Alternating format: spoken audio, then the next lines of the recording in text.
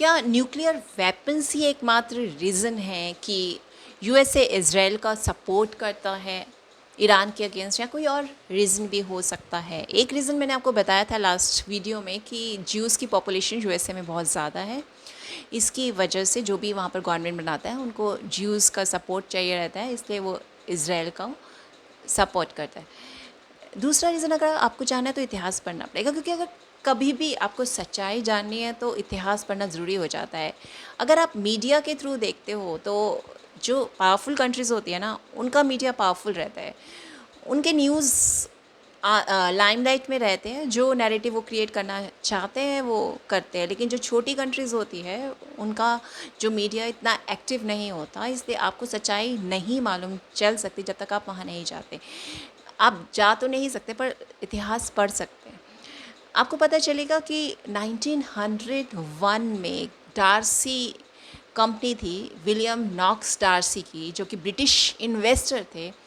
उन्होंने एक्सेस लिया था ऑयल रिसोर्सेज पे ईरान के, वहाँ के जो मोनार्क थे उस टाइम, मुज़फ़्फ़रुद्दीन शाह कजर के थ्रू, जिन्होंने उन्हें कंसेशन दी थी 60 ईयर्स के लिए, to search for oil, exploit, transport and sell natural gas, petroleum, asphalt and mineral waxes in Persia, excluding 5 north most provinces, क्योंकि नॉर्थ साइड पे जो था रशिया का इन्फ्लुएंस ज़्यादा था, इसलिए मोनार्क जो था वो रशिया को नाराज़ नहीं करना चाहता था। अब जानिए असलियत क्या है।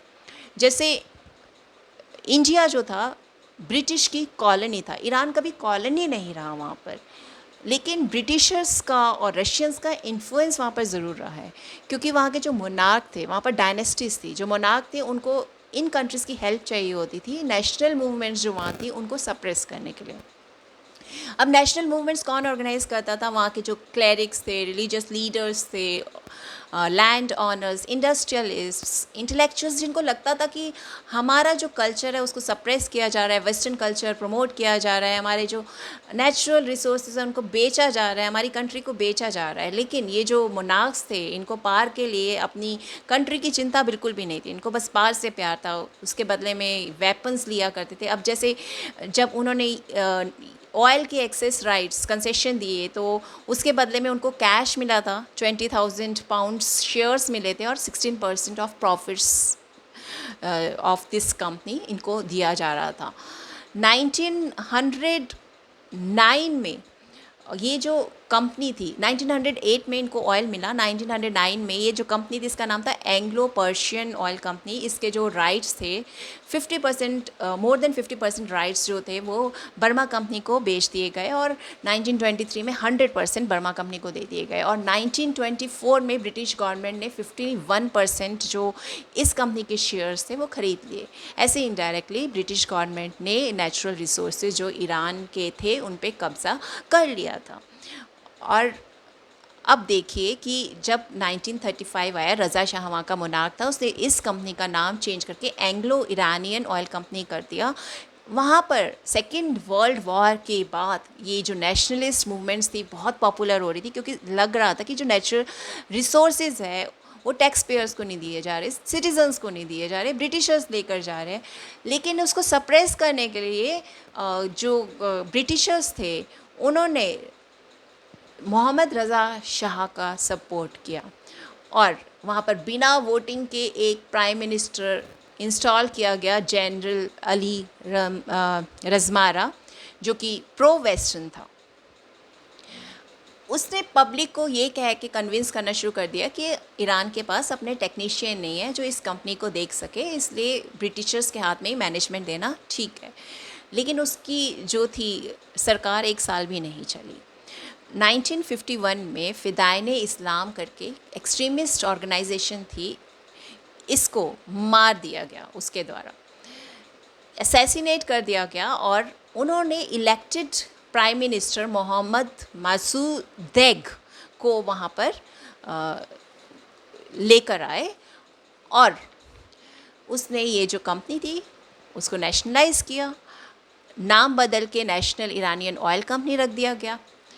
अब कोई चारा नहीं था ब्रिटिशर्स के पास, उनको वहाँ से मैनेजमेंट विथड्रॉ करनी पड़ी, पर उन्होंने फिर भी लड़ना नहीं छोड़ा। इंटरनेशनल कोर्ट ऑफ जस्टिस में केस कर दिया, पर कोर्ट ने केस डिसमिस कर दिया। फिर उन्होंने एक और हथकंडा अपनाया, एम्बार्गो इशू किया। एम्बार्गो का मतलब होता है कि इस कंट्री से ऑयल कोई और नहीं खरीदेगा, कोई और कंट्री नहीं खरीदेगी। अगर खरीदते थे तो उन पे टैरिफ्स लगा दिया करते थे, इसलिए बहुत कम कंट्रीज़ थी जो ईरान से ऑयल ख़रीदा करती थी। अब दाल नहीं गल रही थी, उनको वापस चाहिए थे इस कंपनी के राइट्स, इसलिए उन्होंने एक और चाल चली। उन्होंने यूएसए को अपील की। यूएसए ने अपनी जो इंटेलिजेंस एजेंसी है सीआईआई, और ब्रिटिशर्स ने अपनी इंटेलिजेंस एजेंसी सिस के थ्रू 2 पैरेलल ऑपरेशंस चलाए, अजैक्स और एक था बूट। दोनों का मिशन सेम था, प्रोपेगेंडा चलाना, रेजीम के अगेंस्ट लोगों को भड़काना, रिश्वत देनी, पब्लिक ओपिनियन चेंज करनी, मैनिपुलेशंस करनी और सरकार गिराना, और वो सक्सेसफुल रहे। 1953 में प्रो वेस्टर्न जनरल फजलोल्लाह ज़हीदी को ब्रिटिशर्स ने और यूएसए ने वहाँ पर प्राइम मिनिस्टर बनाया। एग्ज़ाइल में था जो रज़ा शाह इटली में, ब्रीफ पीरियड के लिए उसको वापस बुलाया गया। असली पावर तो उसके हाथ में ही थी। और 1954 में उन्होंने ब्रिटिश पेट्रोलियम के नाम से लंदन में कंपनी रजिस्टर की। ओनरशिप और जो ऑपरेशन के राइट्स ईरान में तो नेशनल ईरानियन ऑयल कंपनी के पास ही थे, लेकिन लंदन में उन्होंने ब्रिटिश पेट्रोलियम नाम से इसको रजिस्टर किया और कंसोर्टियम एग्रीमेंट ऑफ 1954 से उसको रजिस्टर कराया वहाँ पर उसके अंडर। अब ये कंसोर्टियम क्यों था, ये ग्रुप बनाया गया क्योंकि यूएसए ने हेल्प की थी, उसको भी इस कंपनी में शेयर चाहिए था। अब इस कंपनी के शेयर्स ऐसे बांट दिए गए, 40% 5 अमेरिकन कंपनीज़ के पास चले गए, 40% ईरान यूके ऑयल कंपनीज़ के पास, 14% Dutch oil company, 6% French oil company.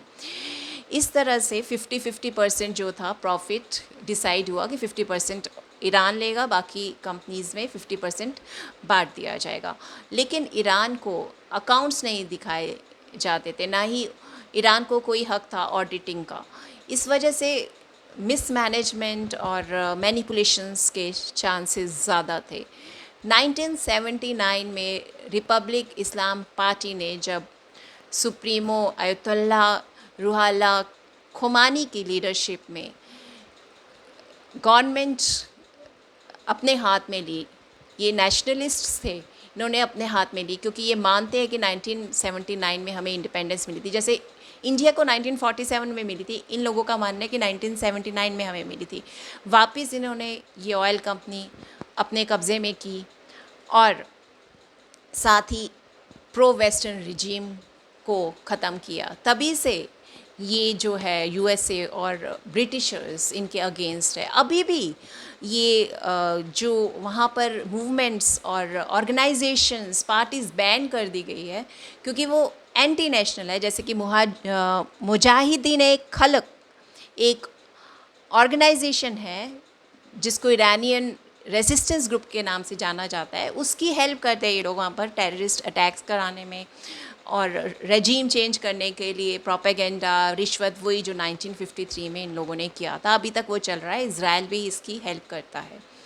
और ये जो कहते हैं कि ईरान हिज़बुल्लाह और ये हाउतीज़ येमेन में इन लोगों की हेल्प कर रहा है, ये टेररिस्ट ग्रुप्स की, ये टेररिस्ट ग्रुप्स नहीं है, ये अपनी इंडिपेंडेंस के लिए वहाँ पर लड़ रहे हैं क्योंकि यूएसए ने अपने जो प्रो यूएस लीडर्स हैं वहाँ पर खड़े किए हुए हैं, वहाँ उनकी रेजीम चल रही है और जो वहाँ के लोकल्स हैं उनके इंटरेस्ट्स में कोई काम नहीं हो रहा। उनके जो नेचुरल रिसोर्सेज हैं उनको एक्सप्लॉइट किया जा रहा है इन कंट्रीज़ के द्वारा।